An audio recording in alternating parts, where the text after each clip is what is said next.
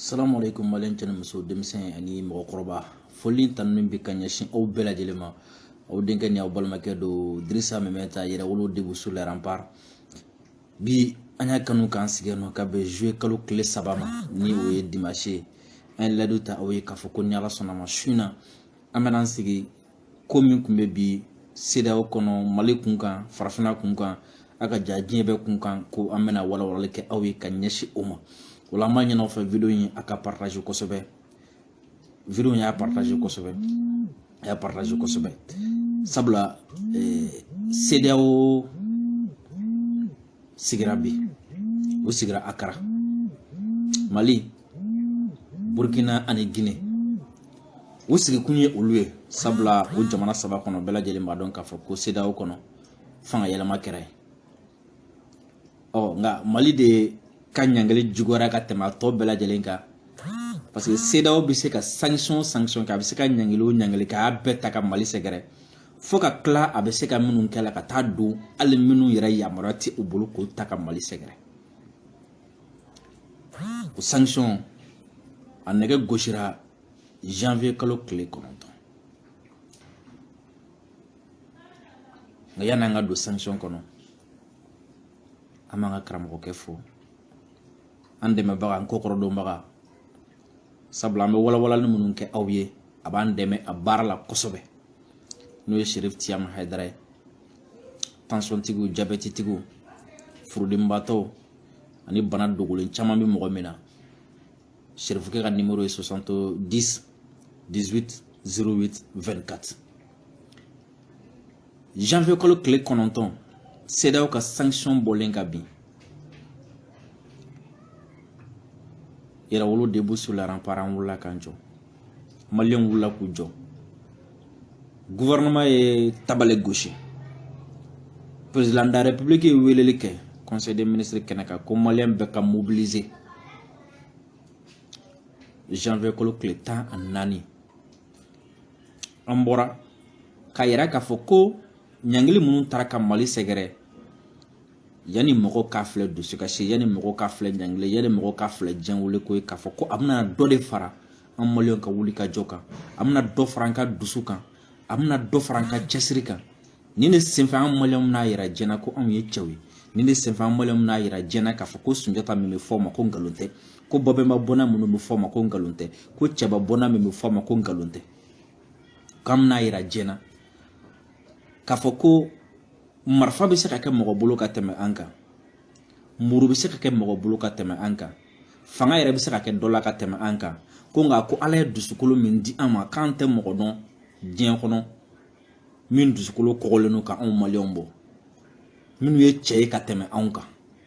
Ala bɛ se ka mɔgɔ garijɛgɛ ja ka tɛmɛ anw kan nka k'an bɛna yira jɛnɛ k'a fɔ k'an tɛ mɔgɔ dɔn ko anw bɛ se ka nata mɔgɔ min na k'an danbe feere k'an ka hɔrɔnya feere wele bilala bɛɛ ma conseil des ministres kɔfɛ Maliens farala ɲɔgɔn kan ɲɔgɔn minɛ bɔli min ɲɔgɔn ma deli ka kɛ Mali kɔnɔ depuis indépendance sɔrɔ janvier kalo tile 14 Maliens ɲɔgɔn sɔrɔ boulevard de l'indépendance la a don Maliens bɔra ka bɔ aw tɛ min kalama a don ni aw caman hakili b'a la ne de tun ye maître de cérémonie nin duloki kelen de tun bɛ n kan na nin tenue kelen tun bɛ n kan na a don premier ministre n'a ka gouvernement taara kɛnɛ kan Abdoulaye Diop tun bɛ yen gouvernement ka porte parole tun bɛ yen n'o ye Abdoulaye Mayiga ye madame Warijɛ Funɛ Kulubali ale tun bɛ yen n'o ye muso ka ministre ye parce que olu ye muso bɛɛ lajɛlen mobiliser ka Mali muso bɛɛ fara ɲɔgɔn kan k'u bɛɛ mobiliser ka taga n'u bɛɛ boulevard kɔrɔ boulevard la ni mɔgɔ minnu tun bɛ a kun ɲɛ b'a la boulevard kɔrɔ la tente caman kun sirilen bɛ yen musow tun b'o tente kɔrɔ parce que an balakaw don musokɔrɔba kun ka ca la caman kun tɛ se ka bɔ tile kɔrɔ olu ye mobilisation kɛ ka yen fa ministre caman wɛrɛ tun bɛ kɛnɛ kan fɛn min ye gouvernement ka porte parole n'o ye Abdoulaye Mayiga ale kuma ta gouvernement tɔgɔ la o tɛmɛlen kɔfɛ fɛn min ye an ka premier ministre docteur Choguel Kokala Mayiga ale ye a ko datugu nka don à 14h ne kun kɔrɔta ka jama lajɛ ne siranna o y'a sɔrɔ an ye seli fana seli Ala ma mɛn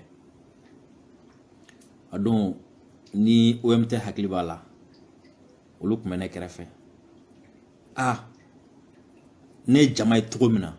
a y'a sɔrɔ mɔgɔ kelen kirina ka bin mɔgɔ fila kirina ka bin ne kun kɔrɔta fo ɲuman belize ka hôtel yɔrɔ jama bin kan kun kɔrɔta fo CCF kɔfɛ fɛn centre culturel français kɔfɛ basketi garage min bɛ fo kun na ɲɛ bɛ jama la ye ka base sira in lajɛ ɲɛ bɛ jama la ne ko MT ma n ko an tɛ fɛɛrɛ kɛ an ka premier ministre wele a kana ka bɛn 15 heures ma joona a ka ka discours kɛ an ka jigin an ka taga so parce que ne ɲɛ bɛ jama in na cogo min na tiɲɛni kana kɛ parce que a don an minnu tun bɛ sanfɛ an tun tɛ se ka taga ɲɛfɛ an tɛ se ka segin kɔfɛ et puis podium tun bɛ ka commencer ka yɛrɛyɛrɛ tellement que jama ka ca donc an ka fɛɛrɛ kɛ an ka na ni premier ministre ye joona a ka discours kɛ pour que jama ka yɛrɛkɛ joona tiɲɛni kana kɛ premier ministre yɛrɛ o nali yan'a ka se ka sira sɔrɔ ka yɛlɛ podium kan a kɛra baara ye ministre dɔw bɛ yen nɔ olu taara de ka ministre minɛ a bolo ma a ka yɛlɛ podium fɛ et puis a taara ɲɛfɛla de fɛ an y'a dɔn ko ministre dɔw fana bɛ gouvernement kɔnɔ ko minnu ka kɛnɛ ministre taara a tɛgɛ ma de ka c'est à dire a b'a dɔn sotarama parantiw bɛ min kɛ mobili la n'u bɛna yɛlɛ mobili kan i ti paranti dɔ tɛgɛ minɛ a t'a fɛn ka yɛlɛ ministre dɔw la yɛlɛla ten pour que ka se ka podium sɔrɔ a don tellement que jama cayara tellement que sira tun tɛ yen bilen o don maliyɛnw bɔra ka jamana ɲɛmɔgɔw ka wele jaabi k'a yɛrɛ k'a fɔ ko embargo tɛ dɛ fɛn wɛrɛ bɛ se ka na min ka jugu ni nin mais maliyɛnw bɛ jɛn ni a ye o de la n ye tenni don ka segin ka na bi ka maliyɛnw fo ka maliyɛnw waleɲuman dɔn maliyɛnw ye juru don Asimi na maliyɛnw ye juru don Sogɛli la maliyɛnw ye juru don gouvernement bɛɛ la Maliki Jaw maliyɛnw ye juru don aw la kalo 6 maliyɛnw y'a sɛgɛn n'a minɔgɔ n'a a fɛn bɛɛ k'u b'aw kɔ maliyɛnw a ye juru don anw yɛrɛ la parce que anw de tun b'aw wele waati bɛɛ anw de tun b'a fɔ k'an ka to jɔlen waati bɛɛ a ye juru don anw fana la ni juru sarala bɛ yen bi ɲɛmɔgɔw de kan ka juru sara bi ka ɲɛsin jamanadenw ma ni mɔgɔ kan ka fɔ bi jamanadenw kan ka fɔ maliyɛnw ka foli bila aw bɛɛ lajɛlen ma maliyɛnw ni mɔgɔ kan ka fɔ fana jamana ɲɛmɔgɔw fana kan ka fɔ parce que embargo kun bɛ a la waati min na bandaw taara ni Asimi nana waati min na ni bandaw taara ni Asimi nana Faransiya ye k'a fɔ ko bandaw taara sɔrɔdasi denmisɛnnin minnu nalen filɛ nin ye n tɛna se ka ninnu contrôler n tɛ se ninnu na n tɛ se ka ninnu contrôler n tɛ se ka ninnu don sagona sira fɛ n'an ka fɛn bɛɛ kɛ pour que ka ninnu kasi joona ka ninnu mago sa joona quoi depuis ye Faransi sɔmina Faransi wulila k'i jɔ baara fɛ da wulila Sɔngɔlama ye mouvement fɛn fɛn bɛ yɛrɛ wolo na tɔn an bɛɛ nana fara gouvernement kan o ye poids giriya Faransi an ka mɔgɔ dɔw sanctionnel daminɛ u ye ko sugu bɛɛ lajɛlen kɛ a don révélation bɛ su na dɛ a don o y'a sɔrɔ Faransi a b'a dɔn Faransi n'u bɛ taa jamana o jamana u ka ambassade falen no service de renseignement na u b'a sɔrɔ jamana yɛrɛ falen no service de renseignement na service de renseignement fɛn fɛn tun bɛ o don Faransi bolo Mali la u y'a bɛɛ lajɛlen falen parce que coup d'état in a y'u kamana gan a tunu kan a balila u la et puis u y'a ye k'a fɔ ko olu kɛ jate fɛn fɛn ta Mali la a bɛɛ fo sira u ye service de renseignement falen service de renseignement falennen kɔfɛ Asimi ni a teriw ye ɲɔgɔn ye n'o ye Maliki Jaw ye Sadio Kamara colonel Modibo Kone ani colonel Ismaël Wage u y'a kanu ko ka premier ministre ya gouvernement ka ta ka kalifa M5 na o y'a sɔrɔ yanni IBK ka bin CEDEAO ye nali minnu kɛ yan taa ni ka segin kuma minnu kɛra CEDEAO ni M5 ni ɲɔgɔn cɛ CEDEAO ye k'a fɔ ko mɔgɔ dɔw b'a kɔnɔ surtout premier ministre min b'an kunna sisan n'o ye docteur Sogɛli Kokala Mayakɛ c'est quelqu'un ni ko an ka kɛlɛ muɲu b'a la a sabali b'a la na i ni a cɛ a kati ka gɛlɛn a ye hakɛ to yen kuma n'a fɔ cogo don a kati ka gɛlɛn kɛlɛ dunna pour que ka sebagaya sɔrɔ mɔgɔ min muɲunen don kɛlɛ kɔnɔ a ka ca Ala fɛ u bɛ sebagaya sɔrɔ mɔgɔ min sabalilen don kɛlɛ kɔnɔ a ka ca Ala fɛ u bɛ sebagaya sɔrɔ donc CEDEAO y'a ye Faransi y'a ye k'a fɔ ko yanni IBK ka bin olu ni taa ni ka segin fɛn fɛn kɛra parce que M5 ka comité de stratégie président tun bɛ Choguel bolo donc ale de tun bɛ u ni ɲɔgɔn CEDEAO ka ɲɔgɔn ye o ale de tun bɛ a mené don min na ni Assimi ye premier ministre ta k'a di M5 ma Faransi y'a ye k'a fɔ ko docteur Choguel Kokala Mayiga bɛna kɛ premier ministre ye u ye dɔ fara ko kan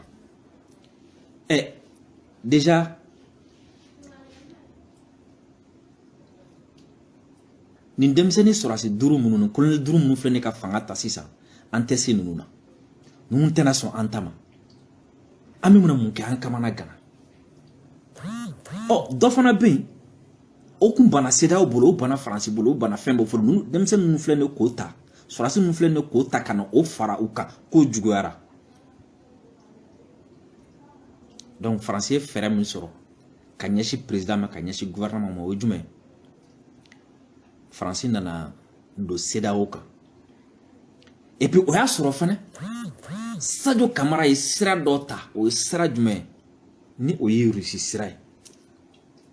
ka Mali ni Russie ni ɲɔgɔn cɛ 2019 coopération min signena ani ɲɔgɔn cɛ ko ka dɔ fara o kan k'a bila baara la cette fois-ci Sadio Kamara wulila k'i ɲɛsin Russie ma Faransi ko a bɛɛ tiɲɛna sisan a bɛɛ tiɲɛna sisan colonel ye fanga ta an tɛ s'u la u ye premier ministre de docteur Choguel Kokala Mayiga ma a hakɛto kuma la kɛlɛ fanga bɛ a la kɛlɛ munun b'a la mɔgɔ min don n'i ko k'an ka kɛlɛ ka n'i yɛrɛ sɛgɛn dɔ bɛ ka yɛlɛ n y'a fɔ n ko moi je suis kaba ala kan da c'est-à-dire min ye tiɲɛ ne sera a ma dɔrɔn ne b'a fɔ a bɛ mɔgɔ min ka moi je m'en fous je t'assure voilà colonel duuru an dɛsɛr'u la o ye bandaw lataga an bolo bɛna bɔ Maliko la o filɛ nin ka Choguel far'o kan a tɔ bɛɛ nan kɛra la Sadio filɛ k'a ɲɛsin Russie ma sisan kɔni a tiɲɛna Mali dɔrɔn tɛ dɛ an bɛna Sahel de perdre Faransi ko k'an bɛ min ka sisan an ka fɛɛrɛ kɛ an ka fɛn da ninnu kan u ma sigi ni min ye o de la Faransi nana don CEDEAO kan sanction min yɛrɛ n'a ala ti u ka jatew la u y'a bɛɛ ta ka Mali sɛgɛrɛ u y'a daminɛ sanction na u ye frontière datugu yan'o cɛ u y'a daminɛ kelen kelen sanction na an ka jamana ɲɛmɔgɔ minnu bɛ yen ni wari bɛ min bolo kɔfɛ u y'o datugu u bɔr'o la ka na frontière datugu u bɔr'o la an ka wari min bɛ BCEAO la u y'o tigɛ c'est à dire ka sanction totale kɛ Mali kan embargo total surtout embargo total ma d'aw ma aw bɛɛ lajɛlen ye seliba don u ko k'u bɛ dankari Assimi ka ɲɛnamaya la parce que u y'a ye embargo sigira le 9 le 14 maliyɛnw bɔra donc maliyɛnw tɛna ban ni ɲɛmɔgɔ ninnu na donc an bɛ mun kɛ ni ɲɛmɔgɔ ninnu an bɛ ninnu faga n'an ma se k'u faga ni ɲɛmɔgɔ ninnu dɛmɛbagaw an b'olu faga bi n delila ka kuma dɔ fɔ min bi n bɛna segin a kan aw ye mɔgɔ caman ɲinɛna a kɔ ko caman kɛra embargo in kɔnɔ dɛ o de la waati dɔw la a ye an faamu ni kuma dɔw fɔra n'an dimina ka ko dɔ fɔ parce que ko dɔw bɛ kɛ an na mɔgɔw t'a kalama n'i miiri k'a fɔ k'olu bɛ ka kɛ e la jamana kama ko mɔgɔ dɔw b'u tɔɔrɔ jan fɛ ka kuma sugu dɔw fɔ ka kɛlɛ sugu dɔw ta k'i sɛgɛrɛ waati dɔw la i dusu bɛ tila i la i bɛ kuma dɔ fɔ i bɛ ko dɔw kɛ video a partager a ka kɛyɔrɔ caman bila ala jugu silamɛ dɔw commencera ka signaler o kɛlen ye ko k'u bɛ dankari Assimi ni na seliba don parce que Faransi y'a ye k'a fɔ y a pas moyen solution tɛ ça n'a pas marché. A donné coup d'état là, ça n'a pas marché. Et cette fois-ci, Francisco Mali kono depuis 2019 mouvement kelen min bɛ n'o bɛ ka Faransi kɛlɛ n'o bɛ ka Faransi nɛgɛbɔ bɛɛ la hali ni jamana ɲɛmɔgɔw yɛrɛ sɔnna a ma parce que moi personnellement ne ni Assimi sigira ka kuma yɛrɛ wolo mɔgɔ wɛrɛw n'a sigira ka kuma Assimi ko a bɛ min jara ye yɛrɛ wolo la o ye jumɛn o constance ye ko depuis mɔgɔw t'a dɔn depuis mɔgɔw t'a dɔn ko kun ye sɛbɛ ye an bɛ a ko la fo kana mɔgɔw sɔn an b'a ko la wa sisan fana an b'a ko la donc ale dara la k'a fɔ k'an bɛ ka kɛlɛ min kɛ don dɔ la k'an to a don Salif Keita ye n seere dɔnkilidala Salif Keita peut-être bien na kuma dɔ fɔ Salif Keita ye n seere Tigida Jagoraga ti seere n seere n ko président a y'a sɔrɔ Assimi ye vice président n ko vice président Mali la bi farafinna bi ni malien y'a senti mɔgɔ la bi farafina n'a sentira ɲɛmɔgɔ la k'a fɔ ko faransi kanu dɔ b'i la ou bien ko siranɲɛ dɔ b'i dusukun na faransi ɲɛ n ko i ka ko bɛ dɔgɔya mɔgɔ bolo wa mɔgɔ bɛ ban i la a don fɛn min président Asimi a ko an k'a dɔn k'a fɔ ko kow tɛ u togoya kɔrɔ la bilen a ko kow tɛ u togoya kɔrɔ la bilen ko fɔlɔ ko an ni u ni ɲɔgɔn cɛ relation tun bɛ cogo min na ko bi ko a tɛ ten ko fɔlɔ ko fɛn caman tun tɛ se ka fɔ u ma bi a bɛ fɔ u ma ko fɔlɔ ko Mali tun tɛ ban fɛn caman na u bolo a bɛ ban u ma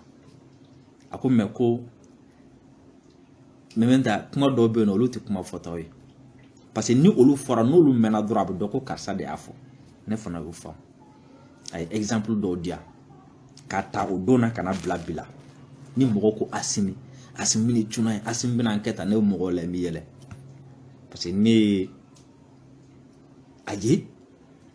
ni mɔgɔ kuma n'i fɛ dɔrɔn n'a bɛ ka kuma n'a dusukun ye ou bien n'a bɛ ka kuma ni fɛn wɛrɛ ni nata e b'a dɔn a la ne ye min y'a la o don o y'a sɔrɔ vice président de don ne ye min y'a la o don ne y'a dɔn ni Asimi min sigilen filɛ nin ye buru bɛ fiyɛ nin tɛ Mali janfa ni Asimi min sigilen filɛ nin ye a bɛ se ka fili a ka calcul la mais buru bɛ fiyɛ nin tɛ siran faransi ni Asimi min sigilen filɛ nin ye a bɛ se ka kɛ Mali kama a bɛ fɛn dɔ kɛ Mali kama a bɛ fɛn dɔ fɔ ou bien conseil kama mɔgɔ dɔ bɛ se ka conseiller k'a bila ka fɛn dɔ kɛ mais ni o tɛ ni Asimi tɛ segin a kɔ faransi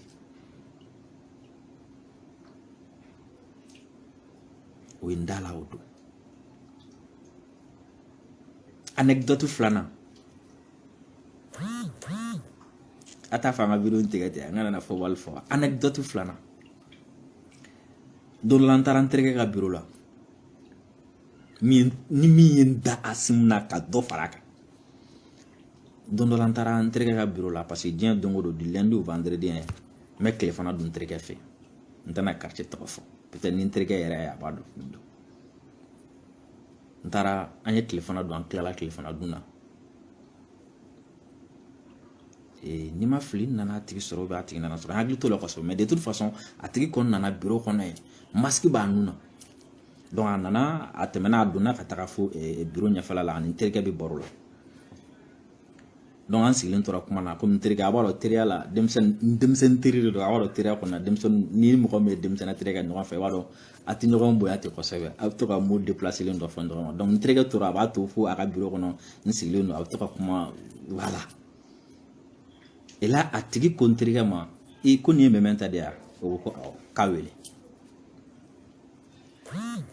n terikɛ in wele ne donna ka taga bureau kɔnɔna la parce que n kun bɛ secrétariat de kɔnɔna na n bɛ dumuni kɛ n donna ka taga bureau kɔnɔna la an taalen ɲɛfɛ n donna a tigi ye n fo a kɛlen ka n fo a ye masigi bɔ a nun na a kɛlen ka masigi bɔ a nun na ne y'a ye dɔrɔn n y'a fɔ n kɔnɔ n ye Asimi somɔgɔ ye parce que n'i y'a ye dɔrɔn i b'a fɔ a ni Asimi i b'a fɔ ko filanu an ye ɲɔgɔn fo a ko ma a y'a présenté na a y'a tɔgɔ fɔ n ye ne de ye karisa ye ko Asimi wolowolo dɔgɔnin de kun président Asimi wolowolo dɔgɔnin ah ok d'accord an ye ɲɔgɔn fo k'e de mɛmɛnta n ko oui ça va bon an ye kuma caman fɔ a ye baro fɔ du courage vraiment min bɛna continuer tout et tout a don ale ko ma ko hali famille kɔnɔ ko Asimi bɛ ta ko n'a kunkolo ye fɛn o fɛn kɔni minɛ kɔni k'a t'a bila n yɛrɛ ɲɛ ye min ye ani min fɔra n ye Asimi kan yalama mɔgɔ bɛ n tigilamɔgɔ bila hali ni sigara n tigilamɔgɔ la togo togo ni hakili jiginna nin kuma ninnu na i bɛ continuer donc an kun ye sira fara karamɔgɔ Hayidara ɲuman na an kun ye sira fara nka an ka segin ka na an ka embargo ko kɔnɔ donc u ko k'u bɛ Asimi faga parce que u ɲɛ b'a la président min filɛ nin ye Mali kunna ni colonel ni nin ye diɲɛ parce que Faransi filɛ nin ye je vous jure tubabu ninnu bɛ mɔgɔ dɔn u bɛ mɔgɔ dɔn u bɛ mɔgɔ dɔn u bɛ mɔgɔ dɔn n'u ye mɔgɔ ye siɲɛ kelen k'a ye kuma na siɲɛ kelen u t'u sigi u b'a tigi étudier siɲɛ 100 a mɔgɔ b'u bolo a matériel b'u bolo a b'u fɛn bɛɛ bolo u ye Asimi étudier k'a ye an bɛ nin faga de sinon nin bɛ min kɛ a tɛ bɔ a kan donc o la ko ka Asimi faga seliba don u y'a tenté ça n'a pas marché u nana b'o la ko mouvement kelen min bɛ Mali la n'u tɛ se ka corrompu hali n'i y'a dɔ faga dɔ bɛ yen min bɛ sɔn ka bɔ ka tɛmɛ kɔrɔlen kan wa mouvement kelen min bɛ yen ni tant que ni mouvement in bɛ yen Faransi tɛ lafiya tant que mouvement in bɛ Faransi t'a sago sɔrɔ tant que mouvement in ma ci Faransi t'a sago sɔrɔ k'o ye yɛrɛwolo debout sur les remparts o la an welela k'a fɔ an ye ko nin ye kuma tɛmɛnenw de dɛ nin ye dɔn gɛlɛnw de kuma bɛ ta an welela k'a fɔ an ye ko Faransi ye mercenaires recruter aw kama ko ka aw éliminer physiquement parce que u dɛsɛra Asimi na et u ɲɛ b'a la mouvement kelen min bɛ yan ni maliyɛnw ka bonya b'a kan ni maliyɛnw ka danaya b'a kan et puis ni a mouvement yɛrɛ ni a ka kɛlɛ kun dɔnnen don ni a ɲɛsinnen don Faransi ma ani impérialisme donc ko ka mouvement élimination physique kɛ mouvement mɔgɔw kɔnɔ mouvement mɔgɔw kan an welela k'an lasigi k'a fɔ an ye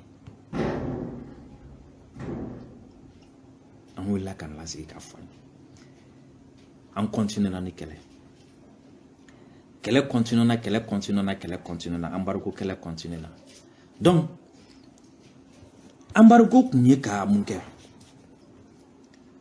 Mali ye sira min ta ka Mali bɔ o sira in kan n y'a fɔ n ye sɔrɔsiw ta fɔ aw ye ka premier ministre ta fɔ ka yɛrɛwolo ta fɔ ka mɔgɔ wɛrɛw ta fɔ donc ninnu ye sira min ta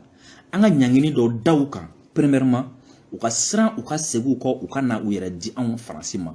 walima dɔgɔkun kelen dɔgɔkun fila jamanadenw ka wuli ka bila ninnu na kɔngɔ bolo sɛgɛ bolo parce que u bolo ko Mali ma foyi prévoir donc dɔ yɛrɛ bɛna coup d'état kɛ ninnu na u bɛna na bi embargo laɲini kun ye ninnu ye premièrement embargo kɛra 14 Maliens bɔra k'a fɔ k'u bɛ jamana ɲɛmɔgɔ fɛ plan fɔlɔ échouera n'o ye ka Maliens ban ɲɛmɔgɔw la ye plan filanan ye jumɛn ni o ye ka dɔ pousser u ka coup d'état kɛ coup d'état hakɛ min échouera n t'a da dɔn ani laɲini dɔ tun b'a la o ye jumɛn ni embargo kɛra Mali kan ni Mali dɛsɛra Mali bɛna i ɲɛsinnen bɔ Russie ma Mali bɛna segin ka na Faransi bolo kɔnɔ o la u bɛna mun kɛ u bɛ jamana ɲɛmɔgɔw bila kelen kelen u ka to ka Asimi wele bon Asimi vraiment ɲɛ b'a la embargo kɔni bɛ yen mais vraiment an bɛ fɛ ka embargo wuli mais i yɛrɛ ɲɛ bɛ ko la Russie ko in ala k'a dabila aw ka se ka na Faransi bolo aw ka sigi ani Faransi ka bɛn ko la n'o kɛra embargo ko in a bɛ jɔ non vraiment président wɛrɛw bɛ Asimi wele don o don b'a wele bon vraiment il faut que aw ni Faransi ka ɲɔgɔn faamu aw ni CEDEAO ka ɲɔgɔn faamu pour que embargo ko in ka ban donc n'u ye embargo kɛ ni gɛlɛya juguyara donc président yɛrɛ bɛna manipulation daminɛ sisan nɔ don o don bɛ Asimi wele ka Asimi su ka kɛ Faransi kan wala Faransi bɛ to k'i kɔgɔ k'i jɔ k'i kɔgɔ k'i jɔ donc n'u ye président nana Asimi pousser ka don Faransi tɛgɛ kɔnɔ président b'u sigi Asimi bɛ taa wala embargo bɛ wuli fɛn fɛn ka di Faransi o bɛ kɛ wala Mali ta bɛ kɛ malo ye ça n'a pas marché premièrement population ma bila an na deuxièmement coup d'état ma réussi troisièmement an ma réussi bila quatrièmement an ma se ka taa Faransi tɛgɛ kɔnɔ donc Maliens bilan fɔlɔ min ni a bɛ se k'a tirer embargo in na fɔlɔ o ye nin ye Faransi ye fɛn fɛn ɲini embargo in kɔrɔ a ma si kelen kelen na sɔrɔ donc ni embargo in ni victoire dɔ bɛ yen ni échec don o fɔlɔ fɔlɔ bɛ aw yɛrɛ bolo ni ye sumalikɛ minɛn aw yɛrɛ bɛ se k'a suma min na vidéo y'a partager ko très important premièrement an ma segin Faransi bolo kalo 6 embargo kɔnɔ an ma segin ka taa an yɛrɛ ci Faransi tɛgɛ minnu kɛra embargo in kɔnɔ ka tila ka Faransi ko juguya an bɛna tila ka n da don fana la kalo 6 embargo kɔnɔ an ma ban Russie la kalo 6 embargo kɔnɔ u ma se ka jamanadenw su ka bila jamana ɲɛmɔgɔw la kalo 6 embargo kɔnɔna la u ma se ka coup d'état kɛ Asimi na alors que embargo laɲini kun ça n'a pas marché an ka Ala fo ka Ala tanu ka Maliens fo k'u tanu k'an ka ɲɛmɔgɔw fo k'u tanu ka farafina bɛɛ fo ka farafina bɛɛ tanu parce que embargo in na tiɲɛ yɛrɛ la le peuple africain a joué son rôle farafina jamanadenw y'u ka rôle joué Sénégal tagamana ka na yan Burkina tagamana ka na yan Mauritanie tagamana ka na yan Sénégal Guinée olu tagamana ka na Mauritanie o fana tagamana ka na Burkina bɔ ye voyage kɛ ka taga munumunu ka na Benin Togo mɔgɔw nana ka bɔ fan bɛɛ lajɛlen fɛ an bɛ Kémi Séba an b'a fɔ kosɛbɛ Maliens au lieu que embargo k'an fɛgɛya au lieu que embargo k'an ka jamana ɲɛmɔgɔw jatigɛ Maliens an y'an to embargo kɔnɔ Faransi kun hakili la k'an bɛna cɛ a tɛgɛ an y'an to embargo kɔnɔ ka barikani kɛ an ka jamana ɲɛmɔgɔw y'a kɛ barkani min ni u y'a fɔ ko pour que olu ka taga ko fo san 20 ɲɔgɔn mais embargo kɔnɔ an y'an toya k'o gɛn ni yɔrɔ la n bɛ mɔgɔw hakili jigin honorable Musa Jara ale de fɔlɔ ye nin kuma in fɔ o y'a sɔrɔ hali bandaw ma taa fɔlɔ a don a kɛra k'an to réunion na Carrefour des Jeunes na hali sini hakili bɛ kuma in na an ye kuma caman kɛ a don n'an bɛ réunion kɛ an bɛ to ka dusu don ɲɔgɔn kɔnɔ fɔlɔ o don honorable Musa Jara de wulila k'i jɔ a ko Faransi nana transition de kɔnɔna la wa an bɛ baara bɛɛ kɛ ka Faransi gɛn transition kɔnɔna la ko Serval nana transition de kɔnɔna la an bɛ baara bɛɛ kɛ ka wuli ka jɔ kɛ pour que Barkani ka taa o transition kelen kɔnɔna la hali sini hakili b'a kuma la a kɛra ka yɛrɛ wolo to réunion na bourse de travail la a don a gana kosɛbɛ a don ni ne yɛrɛ ni Basaro kɛlɛla a don a don parce que a y'a sɔrɔ yani Basaro ka sɔrɔ sɔrɔsi n'u ye a ma diya dɛ an ye Barkani gɛn an ka ɲɛmɔgɔ ye Barkani gɛn transition kɔnɔna la embargo sous embargo kaba la kanda sous embargo le Mali a renvoyé à chasser Barkani ni mɔgɔ minnu ko an ka mɔgɔ siranna don ta bɔra ta embargo an y'an to embargo kɔrɔ Faransi kun hakili la an bɛna segin ka na ma ka Mali da lɛfɛ ka k'a di a ma olu kan k'o kɛ an y'an to embargo kɔnɔ ka Barkani gɛn an y'an to embargo kɔnɔ ka Takuba gɛn an y'an to embargo kɔnɔ ka France ambassadeur gɛn an y'an to embargo kɔnɔ ka RFI gɛn ka France 24 gɛn an y'an to embargo kɔnɔ ka CEDEAO ka ambassadeur k'u gɛn k'an ka frontière datugu CEDEAO jamanaw la an y'an to embargo kɔnɔ ka CEDEAO ka lasigiden min kun bɛ k'a gɛn an ye nin bɛɛ kɛ k'an to embargo kɔnɔ wa an y'an to embargo de kɔnɔna la ka sira minɛ ka taga Russie an y'an to embargo de kɔnɔna la Mali arma min sɔrɔ kabi Mali kɛra Mali a ma deli k'a sɔrɔ ka hélico sɔrɔ ka radaru sɔrɔ ka fɛn wɛrɛ sɔrɔ an ye nin bɛɛ sɔrɔ k'an to embargo de kɔnɔ an y'an to embargo de kɔnɔna la ko an ka Russie haramu Faransi ka laɲini kun ye ko an bɛna embargo da kɔ walasa u ka Russie haramu an y'an to embargo kɔnɔna la Sadio tagara Russie Job taara Russie Choguel taara Russie ministre wɛrɛw taara Russie wa embargo kɔnɔna la an to embargo de kɔnɔna la ka coopération wɛrɛ k'an ni Russie ni ɲɔgɔn cɛ sur le plan économique plus le plan militaire an to embargo de kɔnɔ k'o kɛ jɔn seginna kɔ maliyɛnw jɔn y'a bila maliyɛnw jɔn y'a bila maliyɛnw jɔn y'a bila ni mɔgɔ min nana k'a bɛna embargo lagosi aw ye a ye embargo levera tout ça pour ça ni Malien aw ɲɛ bɛ ko la bi u ye ɲɔgɔn sɔrɔ Akara depuis sommet tɛmɛlen ne mun fɔ aw ye nin sigiyɔrɔ in na mɔgɔw bɔra wayi ne y'a fɔ mɔgɔ ye n ko Malien an k'an togo dɔn ne de bi Faransi journalistes dɔn n b'u dɔn i n'a fɔ n tɛgɛ ci n b'u ka médiaw dɔn i n'a fɔ n tɛgɛ ci wa n b'u ka ligne éditoriale dɔn i n'a fɔ n tɛgɛ ci n'u girinna ka bɔ ni kuma min dɔrɔn y'aw hakili to aw yɛrɛ la ka na girin ka aw toro a kan n'u girinna k'a fɔ ko mɔgɔ minnu bɛ kɛlɛ la aw kana girin k'aw toro kan a y'a lajɛ parce que Faransi tun bɛ mun nɔfɛ sommet tɛmɛnen na k'a yira k'a fɔ ko n t'a ya Mali ni CEDEAO ma bɛn a la yɛrɛ Mali ni mɔgɔ si tɛ ɲɛ u kɛlɛla sanction kun bɛna wuli wala u girinna ka don bɛɛ kunna ko sanction bɛna wuli pour que u ka taga kɛnɛ kan a ka fɔ non a ma wuli bilen mɔgɔw jigila ka tigɛ et puis mɔgɔw girinna ka don a da fɛ non sommet kɛra échec ne y'a fɔ mɔgɔ ye ko n k'an togo dɔ dɛ sommet ma kɛ échec ye dɛ n ko Mali ni CEDEAO bɛnna ko la ne y'o fɔ aw ye dɛ n k'u bɛnna ko la n ko délai ko la n k'u bɛnna a la u bɛnna a la dɛ depuis sommet tɛmɛnen 24 mois CEDEAO sɔnna a ma CEDEAO kun sɔnna a ma parce que Goodluck Jonathan yɛrɛ de ye 24 mois proposé yen nɔ et puis n y'a fɔ aw ye n ko siganaw kun bɛ yen n ko u ma bɛn min kan o ye jumɛn n ko jamana ɲɛmɔgɔ dɔw ko k'u ka sanction wuli depuis sommet tɛmɛlen dɔw ko k'u kana wuli fɔlɔ de ko Mali ko k'a bɛna min kɛ u k'a to fɔlɔ Mali k'o kɛ fɔlɔ an ka sɔrɔ k'a wuli mɔgɔ bɛ se ka kɔfɛ kelen ka sigi ka miiri ni analyse mun wɛrɛ sɔrɔ ka fara ka tugu n'i y'a ye k'a fɔ ko n'i y'a ye sanction ma wuli sommet tɛmɛnen a bɛ se ka kɛ hali MINUSMA ka mandat renouveler ko in fana kun b'a la parce que u bɛ se k'a fɔ ko hey Mali filɛ nin waati na ka embargo to Mali kan Mali bɛ se ka mɔgɔ caman lamɛn parce que Mali ti fait ka front caman dayɛlɛ Mali bɛna fɔ k'ale ni CEDEAO to kɛlɛ la a ti fɛ ani Nations Unies fana ka kɛlɛ donc an ka embargo in to kan fo MINUSMA ka mandat ka renouveler fɔlɔ ni MINUSMA ka mandat renouveler la an bɛ sɔrɔ ka embargo wuli parce que ne tun b'a dɔn ni embargo in kun wulila ka sɔrɔ MINUSMA ka mandat ma renouveler o la parce que MINUSMA ka mandat bɛ renouveler a y'a sɔrɔ embargo ma wuli donc front kun ka ca France bɛ o front dɔ CEDEAO bɛ o front dɔ donc Nations Unies o fana bɛna kɛ front sabanan ye o bɛ sɔn ka bonya jamana ma donc Mali an ka jamana ɲɛmɔgɔ ye ballon da duguma dɔɔni